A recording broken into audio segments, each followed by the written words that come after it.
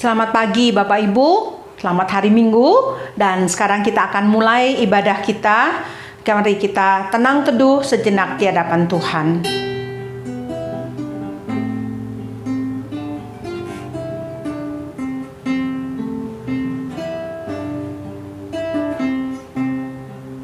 Mari kita bangkit berdiri, kita akan menyanyikan Nafiri Rohani nomor 2, Sembahlah Raja. Sembahlah Raja yang maha mulia, puji kasih-Nya yang amat indah, pelindung, pembimbing dan panglima perang, Allah Raja kami yang berkuasa. Kasih setia-Mu tak terkatakan, bergema terus dengan megahnya, buana penuh dengan mujizat-Mu, embun dan hujan pun cermin kasih-Mu.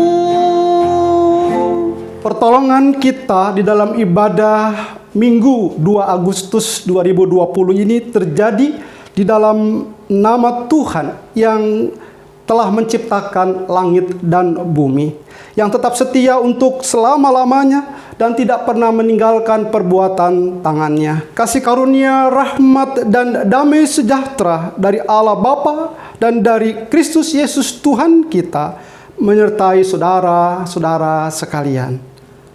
Amin. Mulia bagi Bapa.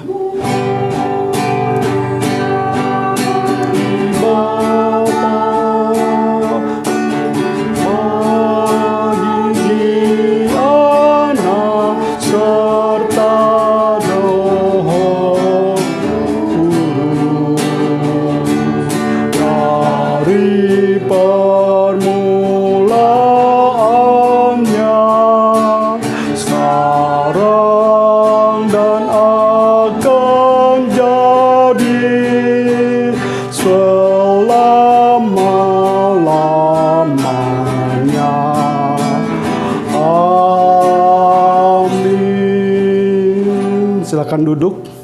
Nas pembimbing ibadah kita pada hari ini terambil dari Injil Lukas pasal 6 ayat 45. Demikian bunyi firman Tuhan.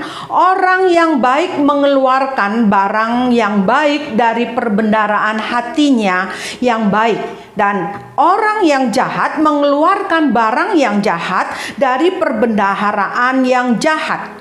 Karena yang diucapkan mulutnya meluap dari hatinya. Kita akan naikkan pujian dari Nafiri Rohani nomor 3, Tuhan Allah hadir.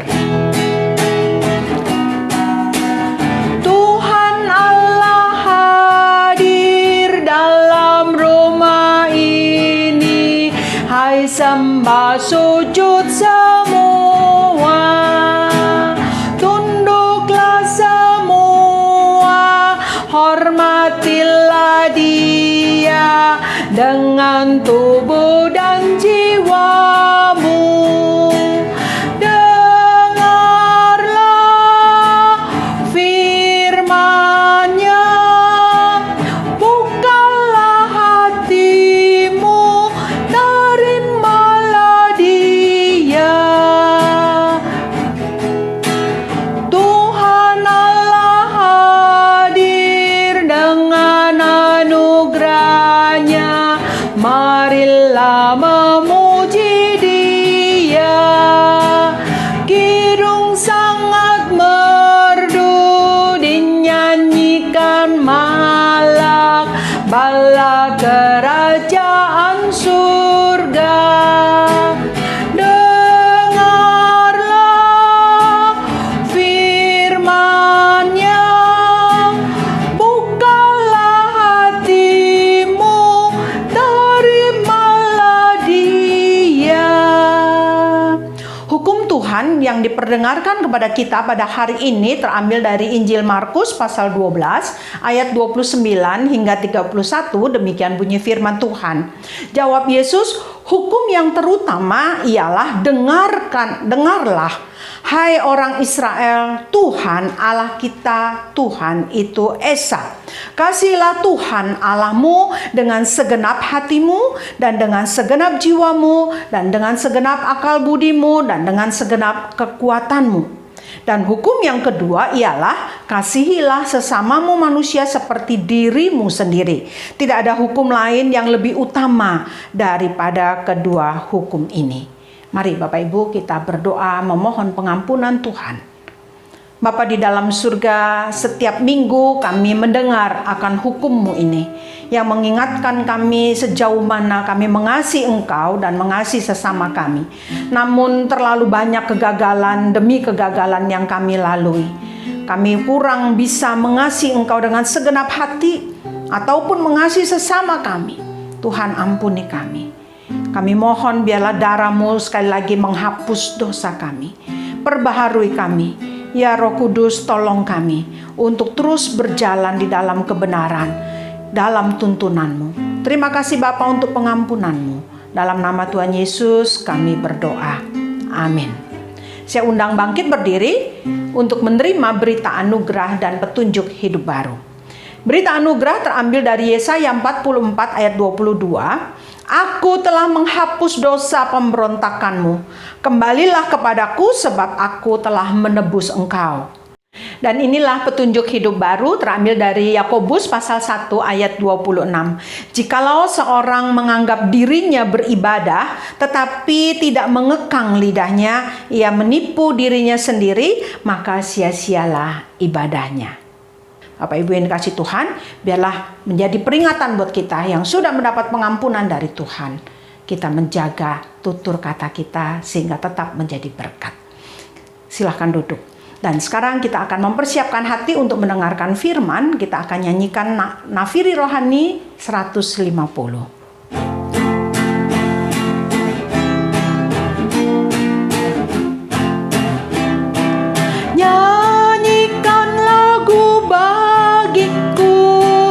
Firman kehidupan hendaklah nyata bagiku. Firman kehidupan,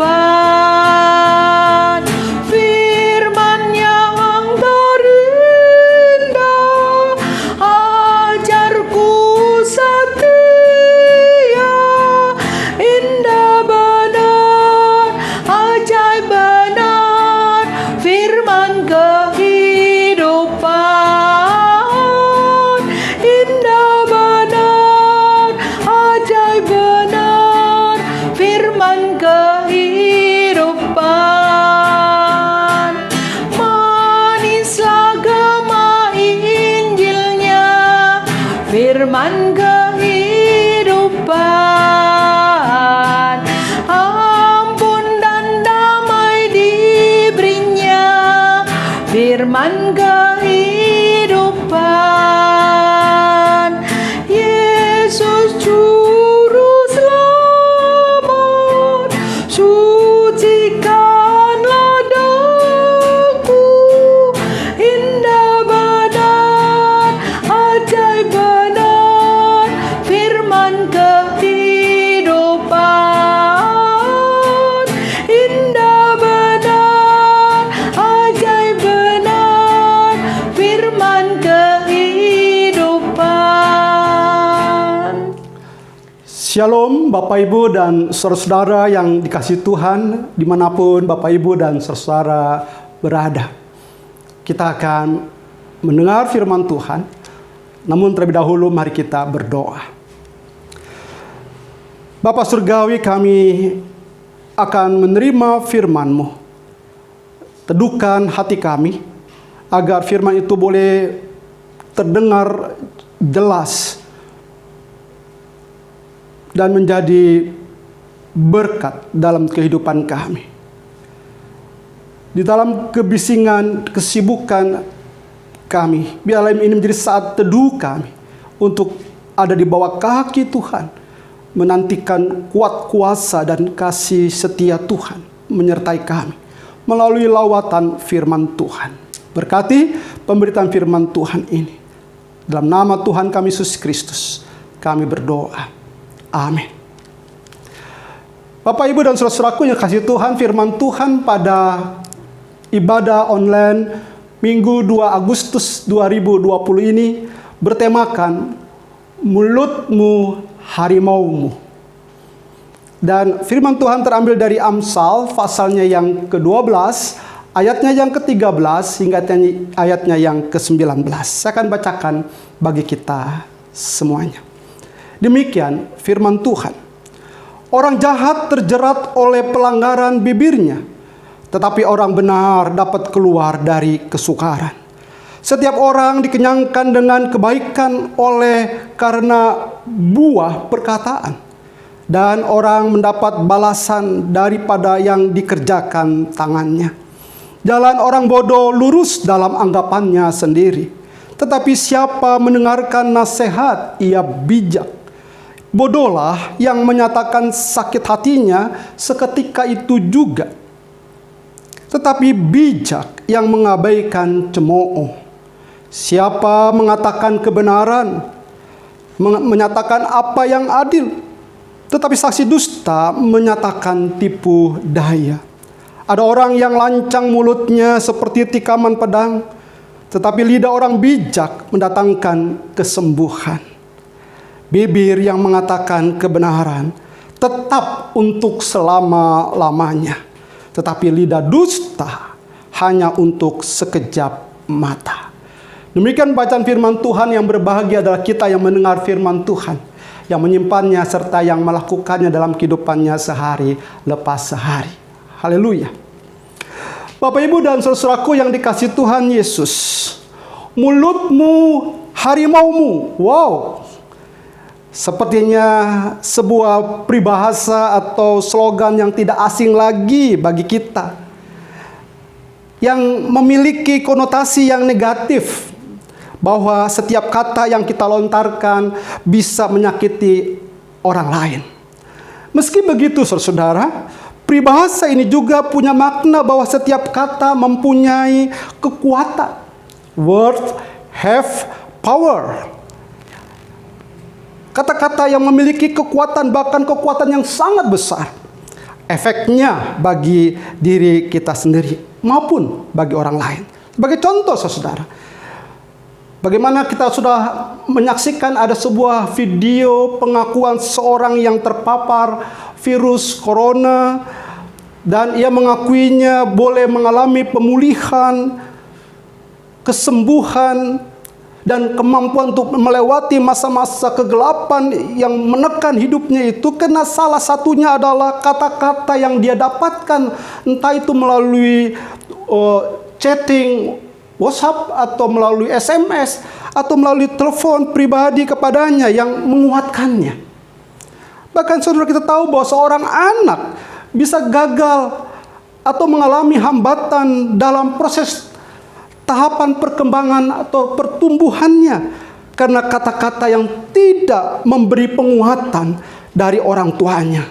Sebaliknya selalu merendahkannya.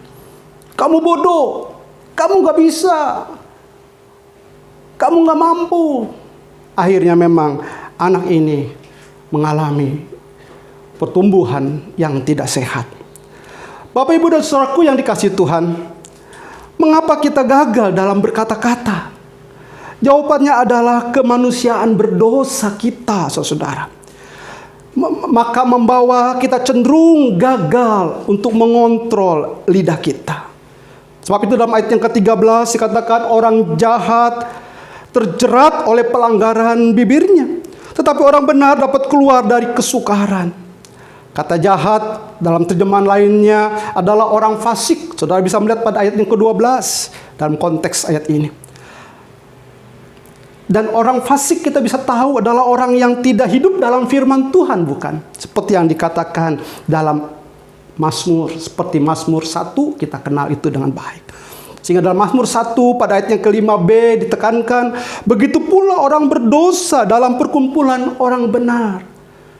Orang berdosa, orang jahat, orang fasik, orang berdosa. Sehingga itu menghasilkan lidah dosa, saudara. Menghasilkan kata-kata yang tidak menjadi berkat. Bahkan dapat menjerat Cepat atau lambat kita akan menyesal atas kata-kata tidak bijaksana yang kita katakan. Oleh sebab itu Salomo berkata, janganlah mulutmu membawa engkau ke dalam dosa. Saya bisa melihat dalam Pengkhotbah pasal 5 ayat yang kelima. Dan demikian juga Tuhan Yesus mengingatkan bahwa perkataan dalam kehidupan kita seharusnya mendatangkan berkat. Sama seperti perbuatan, ada efeknya. Terus kasih Tuhan.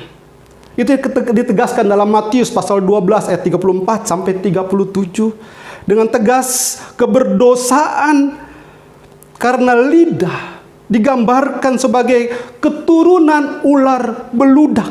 Dan itu katakan ayat yang ke-34, hai kamu keturunan ular beludak, bagaimana kamu dapat mengucapkan hal-hal yang baik sedang kamu sendiri jahat? Ular beludak di sini saudara menggambarkan dua hal, yaitu natur atau sifat daripada ular itu sendiri yang berbisa, dan dua, gambaran orang-orang yang melawan utusan-utusan Allah di generasi-generasi sebelumnya. Sebab itu kalau kita perhatikan ayat 34 ini, keturunan ular beludak yang digambarkan bagi orang-orang Farisi, pemimpin agama pada waktu itu, disejajarkan dengan kamu sendiri jahat. Hati yang jahat, saudara. Karena yang diucapkan mulut meluap dari hati. Itu yang dikatakan pada ayat yang ke-35. Saudara-saudara, kita perhatikan pada ayat yang ke-35 diperhadapkan ada kata baik dan jahat sampai 3 kali. Pengulangan yang berfungsi menegaskan kontras di antara keduanya. Dan ada kata perbendaharaan, artinya bagian yang terdalam, dan itu adalah hati.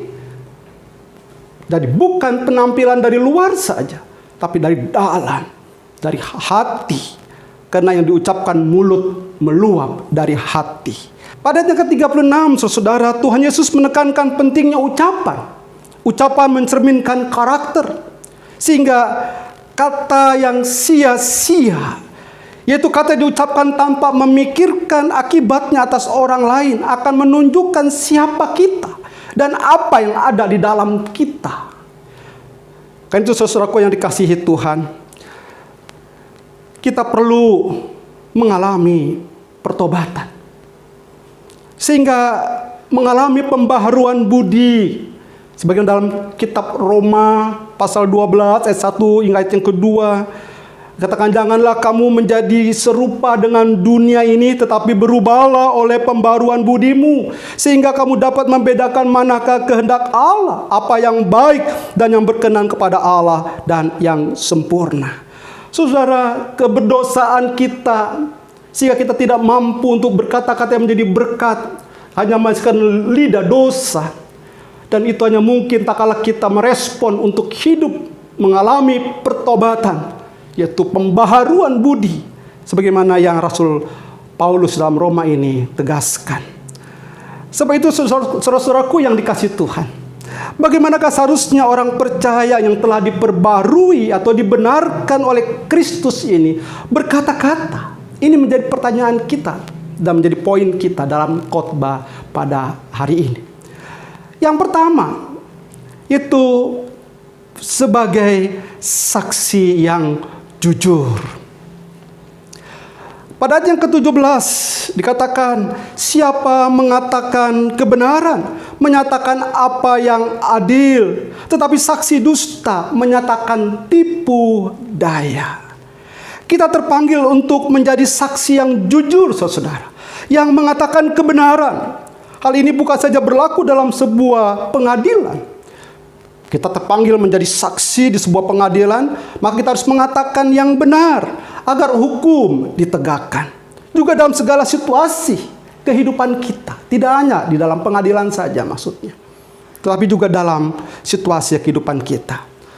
Apakah kita jujur membuat catatan-catatan pembukuan untuk kita membayar pajak? Kita jujur dalam hal kita membayar pajak yang harus kita bayarkan itu. Atau dalam kehidupan pribadi kita, dalam kehidupan keluarga kita, atau dalam kehidupan bermasyarakat kita, kita sudah berkata-kata jujur. Dan itu menjadi sebuah kesaksian, saudara. Dalam konteks bagaimana kehidupan sebagai orang percaya. Memberi kesaksian yang jujur itu sangat penting. Karena kita akan mengatakan kebenaran tentang Tuhan.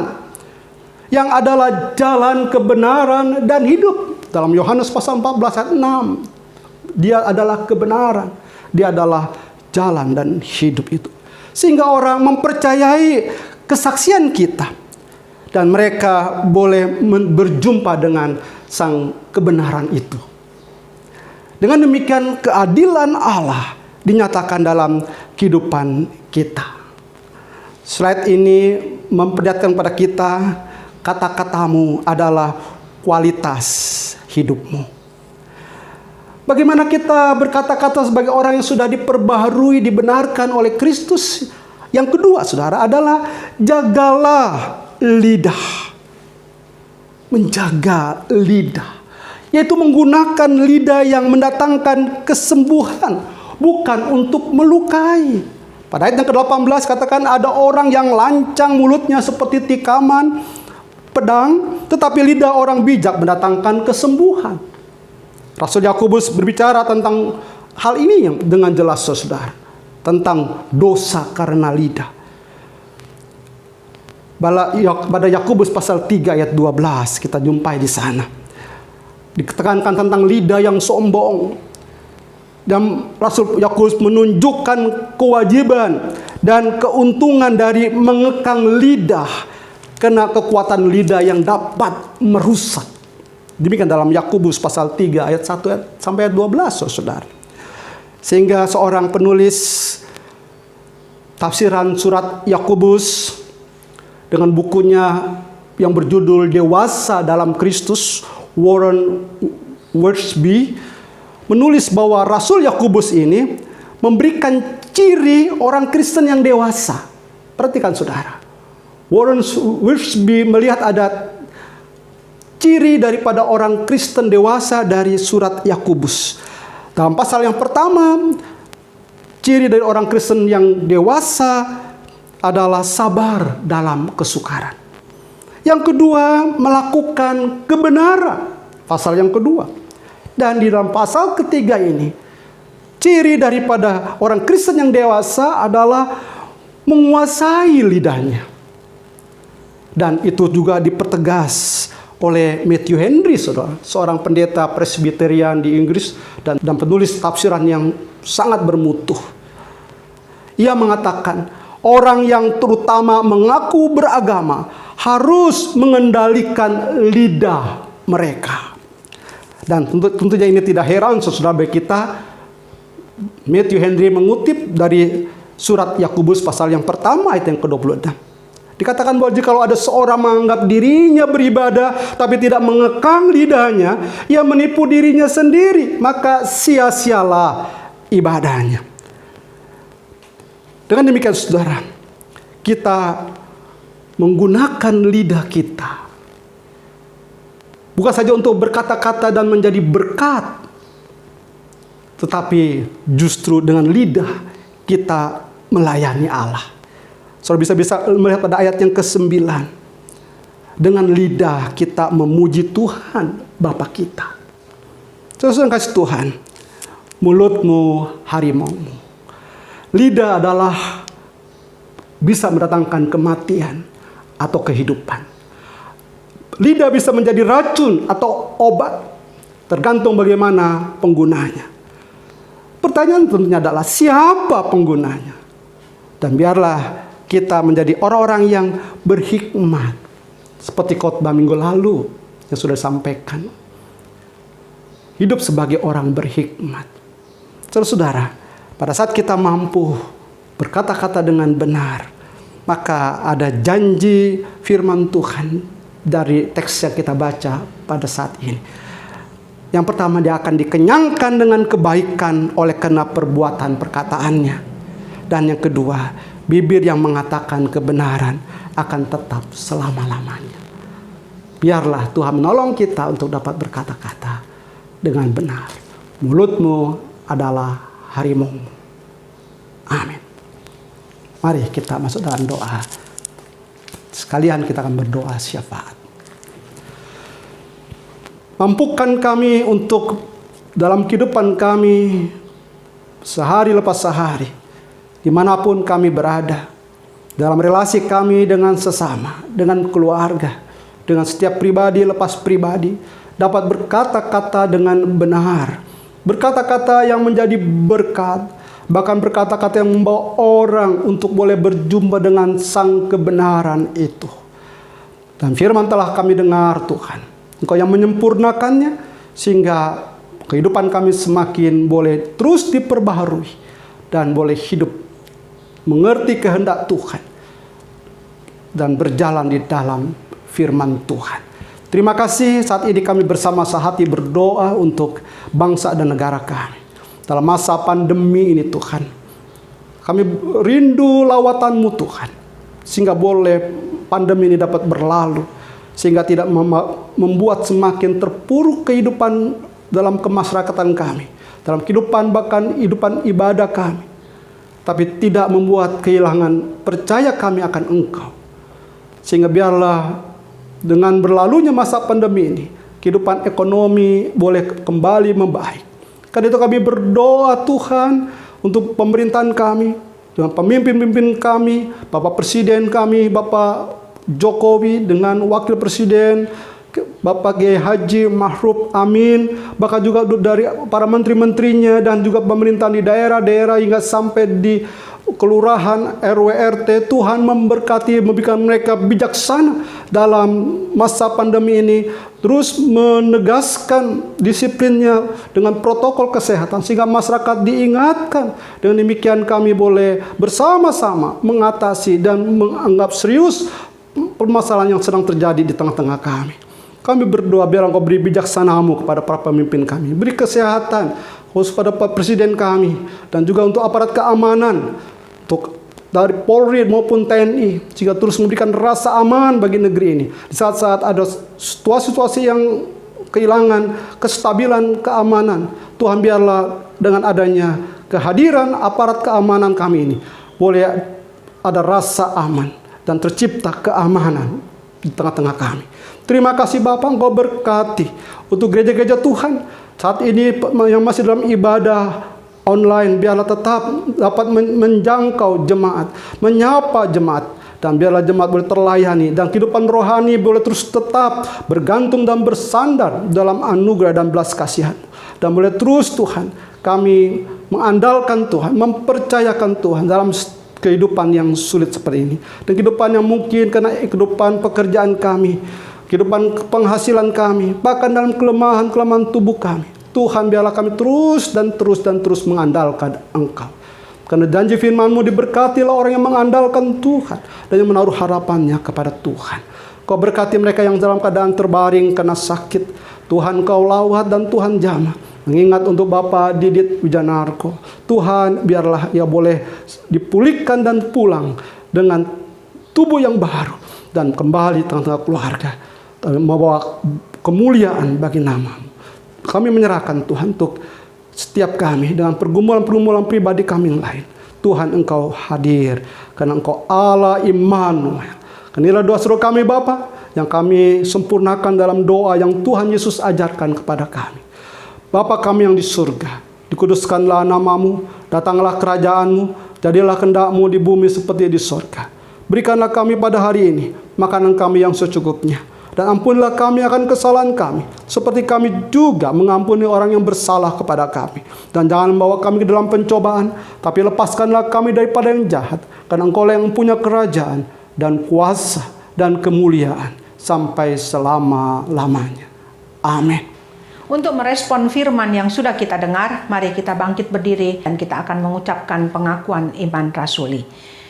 Pengakuan iman rasuli. Aku percaya kepada Allah Bapa yang Maha Kuasa, Khalik langit dan bumi, dan kepada Yesus Kristus anaknya yang tunggal Tuhan kita, yang dikandung dari Roh Kudus, lahir dari anak darah Maria, yang menderita di bawah pemerintahan Pontius Pilatus, disalibkan, mati, dan dikuburkan, turun ke dalam kerajaan maut. Pada hari yang ketiga, bangkit pula dari antara orang mati, naik ke surga, duduk di sebelah kanan Allah Bapa yang Maha Kuasa, dan akan datang dari sana untuk menghakimi orang yang hidup dan yang mati.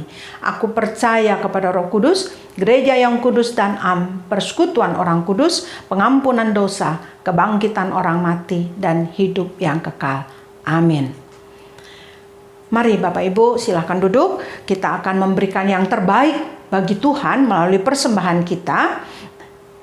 Firman yang mendasari kita memberikan persembahan adalah dari Amsal pasal 11 ayat 24 sampai 25. Ada yang menyebar harta tetapi bertambah kaya. Ada yang menghemat secara luar biasa, namun selalu berkekurangan. Siapa banyak memberi berkat, diberi kelimpahan. Siapa memberi minum, ia sendiri akan diberi minum. Persembahan akan kita berikan melalui transfer. Inilah rekening baik di pusat maupun di pos. Kiranya Tuhan berkati persembahan kita semua. Mari kita berdoa bagi persembahan yang sudah kita berikan. Bapa di dalam surga, kami sungguh bersyukur karena Engkau terlebih dahulu mengasihi, memelihara kehidupan kami. Oleh sebab itu melalui ibadah ini Tuhan, kami mau memberikan yang terbaik bagi pekerjaan Tuhan. Engkau sucikan, Engkau berkati persembahan kami. Dan biarlah bukan hanya uang yang kami berikan, tetapi biarlah seluruh kehidupan kami boleh dipakai untuk melayani Engkau. Terima kasih Bapa, berkati persembahan kami. Hanya di dalam nama Tuhan Yesus kami sudah berdoa. Amin. Mari kita bangkit berdiri. Kita akan mengakhiri ibadah kita dengan menyanyikan Nafiri Rohani nomor 320.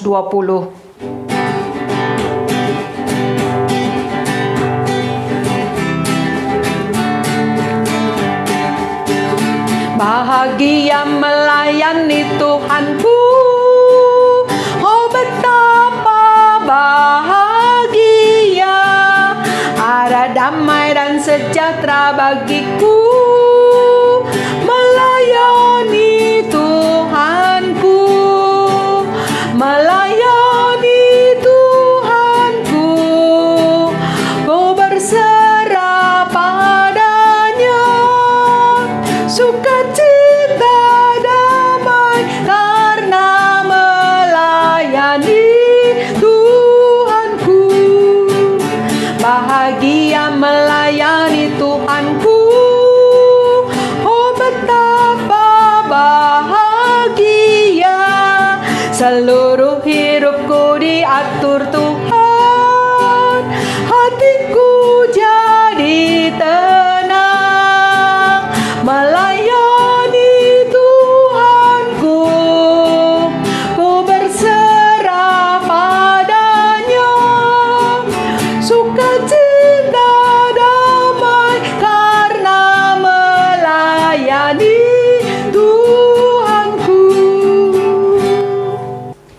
Marilah kita menerima berkat yang daripada Tuhan. Kasih karunia daripada Tuhan Yesus Kristus, kasih daripada Allah Bapa serta persekutuan dengan Roh Kudus menyertai saudara sekalian dimanapun engkau berada, dari sekarang sampai Tuhan datang kembali. Haleluya. Amin. Kepada Allah beri puji, serta kepada Al-Masih, Roh Kudus muliakan, berkuasa dan berkasihan. Amin. Selamat hari Minggu. Tuhan Yesus memberkati.